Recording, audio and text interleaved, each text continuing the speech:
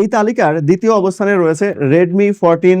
এই স্মার্টফোন মূলত গেমার যারা রয়েছেন তাদেরকে টার্গেট করে তৈরি করা হয়েছে, যদিও ওইরকম লেভেলে আপ টু দা মার্ক লেভেলে গেমিং প্লে করতে পারবেন না, তবে কিন্তু টুকটাক চালাইতে পারবেন। এই স্মার্টফোনে ব্যবহার করা হয়েছে 6.67 ইঞ্চির অ্যামোলেড ডিসপ্লে এবং এর রিফ্রেশ রেট 120 হার্জ। যেহেতু এটা অ্যামোলেড ডিসপ্লে, সো আপনি ইন ডিসপ্লে ফিঙ্গারপ্রিন্ট এখানে পেয়ে যাবেন। এই স্মার্টফোনটাও কিন্তু অ্যান্ড্রয়েড 14 তে রান করছে, আর এটার মেজর আপডেট পাবেন কিন্তু 4টা। অর্থাৎ এই মুহূর্তে যারা আপনি এই ফোনটা কিনবেন তারা কিন্তু আপডেটের মাধ্যমে খুব সহজেই অ্যান্ড্রয়েড 15 চলে যেতে পারবেন। আর যেহেতু এটাতে মোটামুটি 4টা ওএস আপডেট আসবে, মেজর ওয়েট আপডেট আসবে, সো আপনারা কিন্তু খুব সহজেই বুঝতে পারছেন যে এই ফোনটা 4-5 বছর ইজিলি চলবে। প্রসেসর হিসেবে ব্যবহার করা হয়েছে মিডিয়াটেকের Z99 আলট্রা। এই আলট্রা থাকুক বা না থাকুক সেটা কোনো বিষয় না, ওই যেটা মিডিয়াটেকের Z99 সেটাই মিডিয়াটেকের Z99 আলট্রা। অর্থাৎ সামান্য পরিমাণে ক্লক স্পিড এদিক ওদিক করে ওই আলট্রাটা যোগ করা হয়েছে। পারফরমেন্স কিন্তু আপনি মোটামুটি ওই Z99 এর মতোই পাবেন। এই ফোনটার রেয়ারে ব্যবহার করা হয়েছে মোট